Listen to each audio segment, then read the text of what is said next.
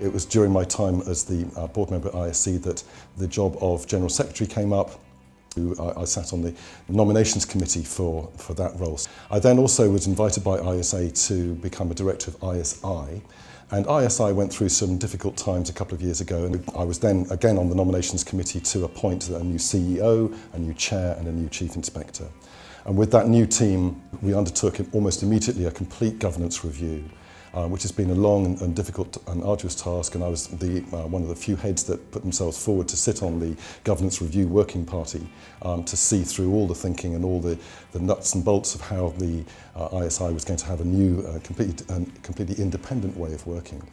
So the online training, I was approached in 2010 by the National College of School Leadership to write some think pieces on the independent sector. At that time, the NCSL was very interested in bringing the independent sector into the sphere of their operation in terms of training new heads and supporting existing heads.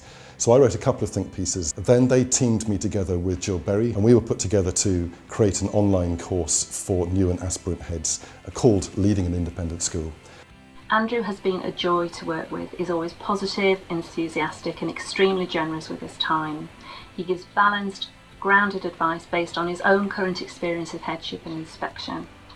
He is always keen to support, encourage and constructively challenge the next generation of school leaders.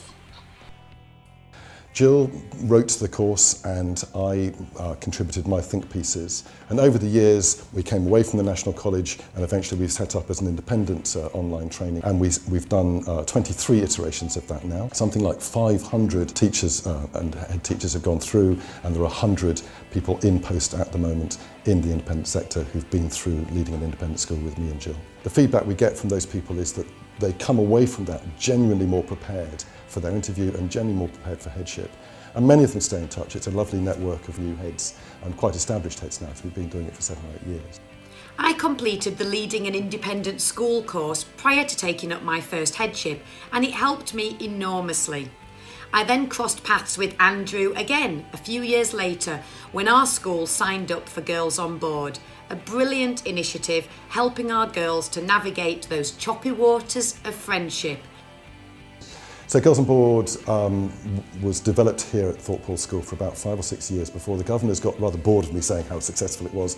And they said, well, take it out, Andrew. Go and see what you can do with this in the wider community, both within independent and state schools. So then I launched it as a training opportunity. So I've done 14 different training sessions now, and I train people online. So when I say training, people come face to face. We spend about 5 hours through the day. I demonstrate what a Girls on Board session is by borrowing a group of girls from the school that is hosting the session and demonstrate what it is that they do. And I take these teachers through all the principles. I was finding that when girls fall out with each other, it's incredibly difficult to support them. And it became a little bit of a crisis, a kind of an ongoing crisis really, because the girls would fall out, we'd throw everything at it, try to support them, support their parents, but they would leave the school anyway. You know, and you think, gosh, that's really dramatic because you've fallen out with these girls, you're actually going to take this decision to go to another school. So I did some research and I came across bits and pieces and started to formulate my own ideas. Created an approach which is a very, very different way of working. We implemented Girls on Board back in 2017 and we introduced it to all year groups, years 7 to year 11, and we found it to be a really positive influence on our girls, reminding them of the importance of their friendships and how to manage and resolve them successfully themselves. In a nutshell, what Girls on Board does is to empower the girls to resolve their issues for themselves. We listen to the story. We make a judgment about whether the girl's being bullied or not. If she is, then we will interview people and we will sort it out. But if she's not being bullied, if it's what I call Girls on Board stuff, it's turbulence in the water of the friendship rafts, then we call a Girls on Board session. And the girls report to me that usually by the end of the next weekend, using social media to some extent, they've kind of changed their friendship groups a little bit, things have shuffled around and they're calm again. And it really, really works.